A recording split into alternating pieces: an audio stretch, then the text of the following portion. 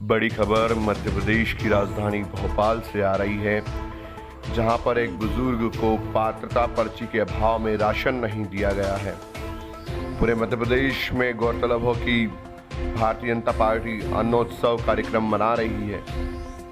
Bharatiya Janata party का विचार रहा है कि अंत्योदय, अंतिम पंक्ति तक के व्यक्ति का उदय जो है, ऐसी विचारधारा है भारतीय जनता पार्टी की। लेकिन मध्य प्रदेश की राजधानी में ही एक बुजुर्ग को राशन नहीं मिला।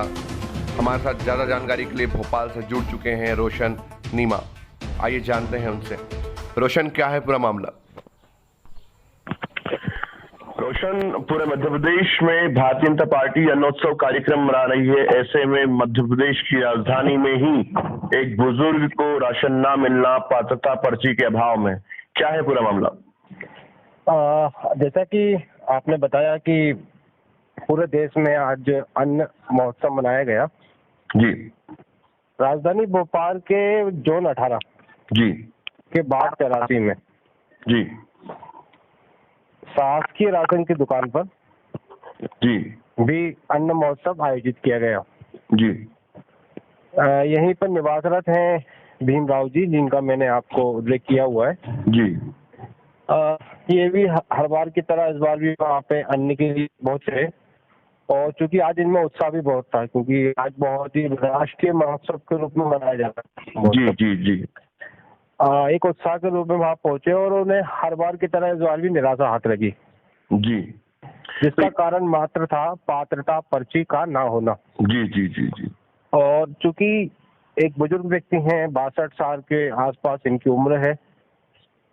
नहीं तो ये पात्रता पर्ची की जो प्रक्रिया है, ये क्यों नहीं हो पाई इनके साथ? और ये पात्रता पर्ची के अभाव में प्रदेश में क्या लगता है आपको, अगर भोपाल में जहां तक आप देखते हैं क्षेत्र, तो पात्रता पर्ची के अभाव में कितने लोग ऐसे हैं जिन्हें राशन नहीं मिल पाता होगा? जैसा कि आज मैंने स्वयं ने देखा, कम से कम 1 दर्जन लोग तो पात्रता पर्ची के अभाव में राशन से वंचित रह गए।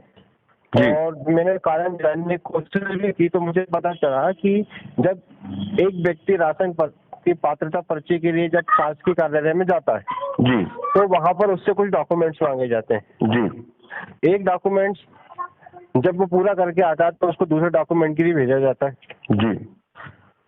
एक व्यक्ति जिसने पूरे जीवन भर में जी मात्र मतदाता कार्ड के रूप में अपना वोट देने गया जी, उसके पास में एक ही प्रमाण पत्र है, मतदाता जी। दूसरा वर्तमान में उसके पास है आधार कार्ड।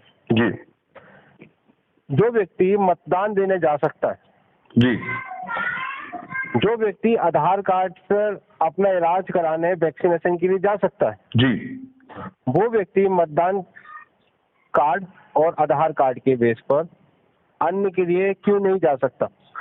नहीं, ये बहुत गंभीर सवाल कहीं ना कहीं उठाया है आपने रोशन, की मतदान जब कर सकता है आधार कार्ड के आधार पर, मतदाता परिचय के आधार पर, तो जो समाज सेवी लोग होते हैं या जो जनप्रतिनिधि होते हैं, जो पार्षद चुनकर आते हैं, जो विधायक चुनकर आते हैं, वो तो ये जानते हैं कि उनकी विधानसभा या फिर उनके क्षेत्र में कौन सा व्यक्ति गरीब है या अमीर है, तो वो उसे कार्ड देखकर राशन दे सकते हैं या फिर ऐसी कोई नियमावली बना सकते हैं जिसके आधार पर इन लोगों को राशन मिल सके। तो क्या लगता है कि इसमें जनप्रतिनिधियों की रुचि नहीं है, या फिर भारतीय जनता पार्टी का जो एक विचार हुआ करता था अंत्योदय, तो उसके साथ अब न्याय नहीं हो पा रहा है? कैसे देखते हैं आप? जी, आपने एकदम सही कहा कि भारतीय जनता पार्टी का जो सिद्धांत है अन्नोदय जी, उस पर बीजेपी के वर्तमान कार्यकर्ता खड़े नहीं उतर रहे हैं। कार्यकर्ताओं की बात करें या फिर जनप्रतिनिधियों की रोशन? देखिए, जनप्रतिनिधि भी एक कार्यकर्ता होता है जी, और सबसे पहले किसी भी पार्टी के लिए और किसी भी देश के लिए जी, महत्वपूर्ण है कि वहाँ पर अच्छे कार्यकर्ता हो, अच्छे वॉलंटियर हो जो समाज सेवा करे। नहीं रोशन, ये मध्य प्रदेश में अन्नोत्सव कार्यक्रम जब मनाया गया, आपको क्या लगता है कि भोपाल में जब ऐसी तस्वीरें हैं तो दूरस्थ इलाकों में, ट्राइबल एरियो में, निमाड़ हो गया, मालवा हो गया, ऐसे स्थानों पे जहाँ साक्षरता का प्रतिशत बहुत कम है, वहाँ दूरस्थ इलाके हैं, पहाड़ी इलाके हैं, वहाँ पर स्थितियाँ क्या होगी? इसी का कारण है पलायन। आप देखते हैं कि शहरी क्षेत्र के अंदर जो लोग भिक्षावृत्ति करते हैं, भीख मांगते हैं जी, ये जो सब होते हैं, ये पलायन होके ही आते हैं यहाँ पे। और उसका कारण यही है कि उनको वहाँ पर उनके स्थान पर जो शासकीय योजना आती है जिस पर उनको भोजन मिल सकता है, उनको रहने की जगह मिल सकती है, वो साक्षरता के अभाव में उसको पा नहीं पाते हैं। और वहीं के जो वर्चस्वशाली लोग होते हैं वो अपने यहाँ जैसे उनके शहरी क्षेत्र में कोई बिल्डर होता है या कोई छोटे मोटे सब्जी हाट बाजार होते हैं जहाँ उनको ठेले दुकानें लगानी होती है, वहाँ पे ऐसे मजदूर उनको ले आते हैं यहाँ पर, और यहाँ पे आज आने के बाद भी उनको शासकीय सुविधाओं से वंचित रखा जाता है, जिससे वो उस पर डिपेंड हो जाते हैं, गुलामी की मानसिकता में जीवन जीते हैं। तो मध्य प्रदेश की राजधानी से जो संदेश निकल कर आया है वो यही निकल कर आया है कि जो पात्रता पर्ची है उसके अभाव में जिन लोगों को राशन नहीं मिल पाता उनके लिए सरकार कोई एक ठोस ऐसा नियम बनाए जिसके कारण कहीं ना कहीं उन्हें राशन मिल सके और वो भी भूखे ना रहें, और अगर उनकी जो सात्विकता के उद्देश्य से जो कार्यक्रम कर रहे हैं उसके साथ भी न्याय हो सके। इसमें प्रशासनिक उदासीनता बड़ी दोषी है, क्योंकि प्रशासन के जो अधिकारी होते हैं वो टोटल स्थानीय जनप्रतिनिधि पर निर्भर होते हैं, उन्हीं की बनाई सूची पे काम करते हैं, वो अपने स्व विवेक से कभी भी जाके ग्राउंड पे जाके सर्वे नहीं करते हैं।